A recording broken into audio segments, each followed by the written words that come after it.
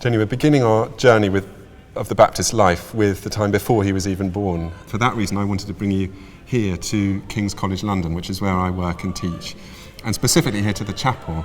As you can hear, the choir are rehearsing, and they're rehearsing a piece that's enormously important in the church's regular cycle of prayer and worship.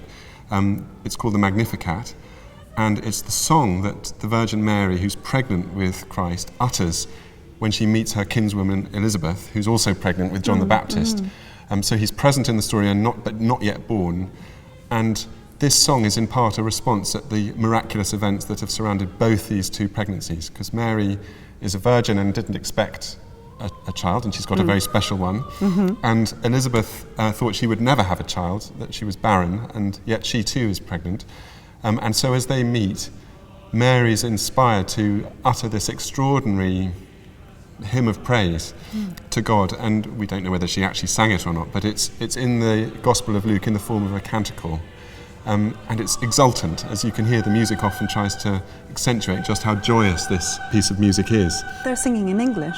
They are. You described it as the Magnificat, so there's a Latin version and this is the English version. And of course, for much of the Church's history, and still very often, Latin settings of it were the norm. But Magnificat, what does that refer to then? Well, the word is odd. It sounds a bit like magnificent, doesn't it? But actually it's a verb, and it means to praise or proclaim greatness, to magnify in English, to magnify God.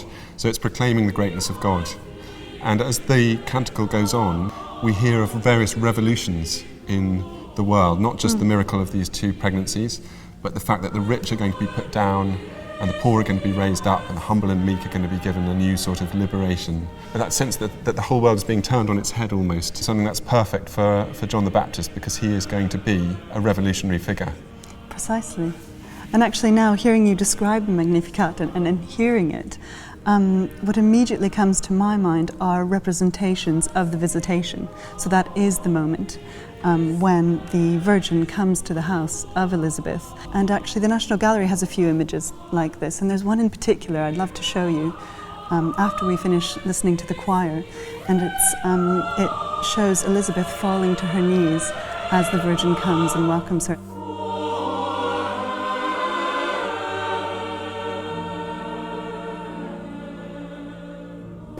Ben, I've had the gallery bring this painting down. It's not currently on display, but I asked them to put it on an easel because this is the painting I had in mind when you were explaining to me the meaning and the words of the Magnificat. And it's by an artist whose name we don't know. We just know him as the Master of 1518, and it's a fragment of an altarpiece. And as you were explaining to me, this is the Magnificat as the song sung daily. I just imagined people coming to pray in front of this altarpiece and having that in mind. And in a way it's a visualization precisely of that text, isn't it? Absolutely.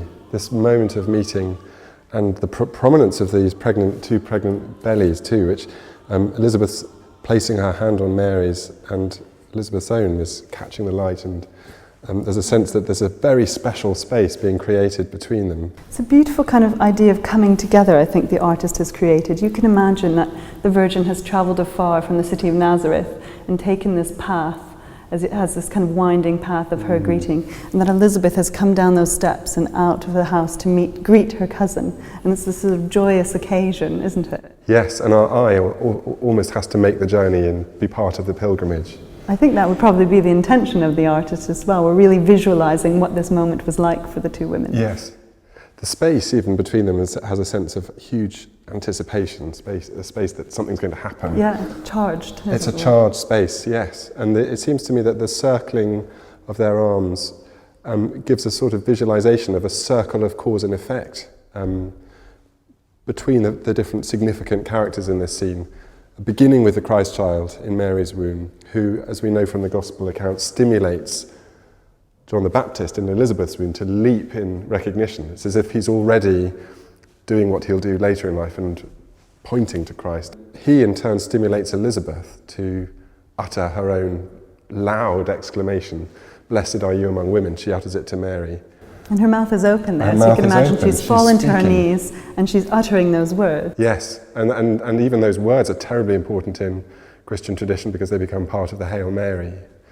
And then Elizabeth's utterance, filled with the Holy Spirit as she is, according to the Gospel, makes Mary respond with her Magnificat.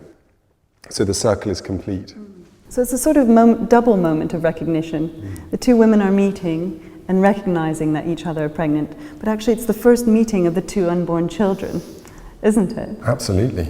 And actually, according to the Gospel accounts, the second meeting is actually at the baptism.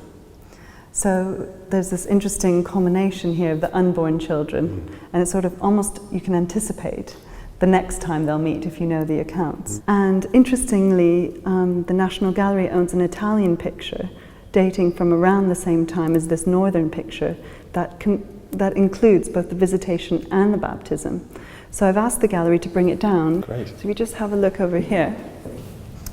So this is Zaganelli's 1514 altarpiece. And as I mentioned, it has this curious culmination of both the Visitation with the Virgin and Elizabeth on the left and the baptism, and then some music playing, angels, and an angel hovering down at the center as well. And Mary and Elizabeth, instantly recognizable, partly in terms of the different ages. Again, the miracle of the virgin birth, the miracle of the birth of the woman so old she's thought to be barren, and her face is visibly that of an older woman. Unlike the Master 1518, where they're sort of embracing and celebrating in their pregnancy, here it's both a visitation and sort of the next moment, if you will, because look at the gesture of Elizabeth pointing forward to the baptism. It's as if that intimate space they created between them suddenly gets opened out Yes. to us. And also there's a pointing forwards by Elizabeth, which curiously anticipates a gesture the Baptist will be associated with, that pointing gesture. She's sort of almost a prophet herself, isn't she, in this respect? A prophetess.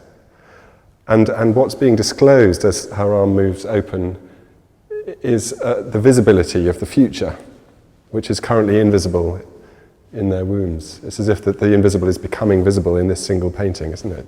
You can imagine that being such a challenge for artists of how to represent the invisible visibly. Yes.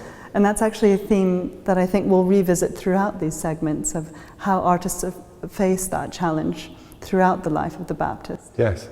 And I suppose prophets have to do that too. They have to conjure up for people a vision of something that is not yet. And I feel as though these two parents, these two mothers, are performing the prophetic function that John will grow into. But there's another prophet who's not present in the picture, but very important to John's story, and that's his dad, isn't it? Zacharias, yes. And we'll be examining the role of Zacharias in both the birth and naming in the next episode.